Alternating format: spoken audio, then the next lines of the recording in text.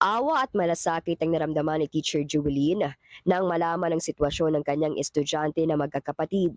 Hindi niya akalain ang bumungad sa kanya matapos napuntahan ang tirahan ng mga ito.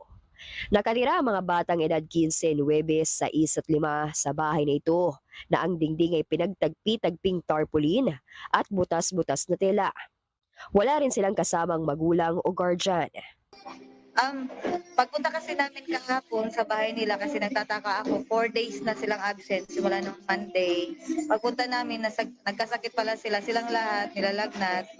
Kaya ayun napag-isipan sa tulong ng DSWD na pina-check up namin sila ngayon. Kwento ni teacher na pag-alaman nila na 4 na buwan na palang ganito ang sitwasyon ng mga bata. Ang nanay nila, binubugbog daw ng kanilang ama, kaya sila ay tumakas. Para mabuhay, nagdesisyon ng kanilang ina na pumunta sa Cebu para mamasukan